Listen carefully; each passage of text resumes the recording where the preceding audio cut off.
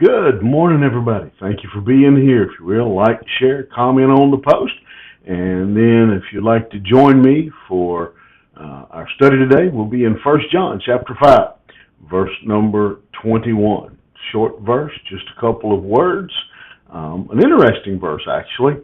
The content is not maybe quite as startling, but its placement is. It's to me, it's an interesting way to close out the letter. But then I think if we go back and look at the letter, it makes sense, I guess. John is closing with his last exhortation, been describing the love of God, the love we should have for each other. And then the very last thing he says, little children, keep yourself from idols. What I believe John is kind of putting the bow on his letter, so to speak. He's saying, here's the one thing that can mess it all up. One thing that can get everything messed up. And again, he uses that phrase, little children. He wants to know that he loves them. He's the old guy by now, and he wants to know. He wants this young group of believers to know that he loves them, and that he's wanting to make sure they, I think, understand the place he's coming from in saying, keep yourself from idols. What's he saying? Well, an idol, so often when man thinks of an idol, we think of a statue somewhere. But that's not the only idol that we have in life. An idol is anything that takes first place, takes priority in a person's life.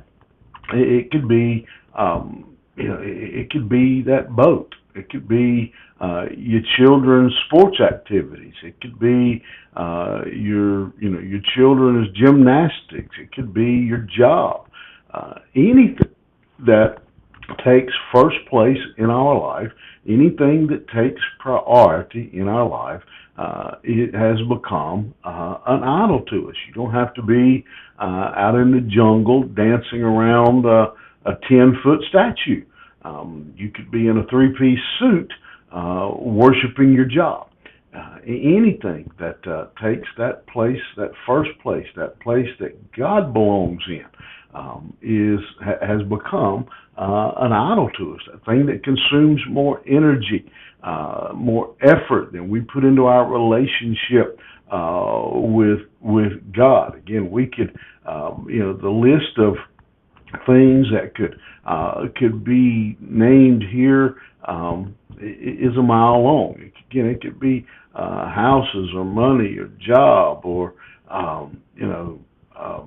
a girlfriend or a boyfriend, our own children, a car, a boat, our yard.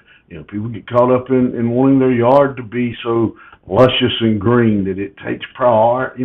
It could be anything, literally anything that comes before us and God. And again, the reason I believe John finishes with this last statement is because everything else he said in this letter, that about loving each other, about loving God, about being committed to Christ, everything else that John has talked about here, about living holy, everything else he talks about can be broken, can be destroyed, can be hindered by this one thing, by putting anything else in the number one position in our life. And so the question this week, today, for us is, what's number one? I'm reminded, I want to quickly just summarize real quickly a scene from a movie. I don't even remember the name of the movie, but I remember Jack Palance, the old cowboy, was the character, and the other character in the movie, I can't think of his name, asked him, said, what's the most important thing in life? And Palance holds up one finger. And you've probably heard me use this illustration before because it really struck a chord with me. He holds up one finger, and he says, "But what's that?" He says, "One." He says, "What?" He says, "One thing." And he says, "Well, what is that one thing?" He says, "You have to decide." And that's, again, paraphrasing what some screenwriter had really wrote out into a really big scene, but that's the paraphrase of it. What's the secret to life? One thing. What is it? You have to decide. What is the one thing that is most important? What is the one thing that takes priority in our life? If it's anything other than God Himself, everything John has said about love, loving God, loving each other, all those things will be destroyed, will be crumbled. We'll never be able to love each other. We'll never be able to love the church. We'll never be able to be what God wants us to be, do what God wants us to do, until we put Him first in our life. You think about that today. What's your one thing?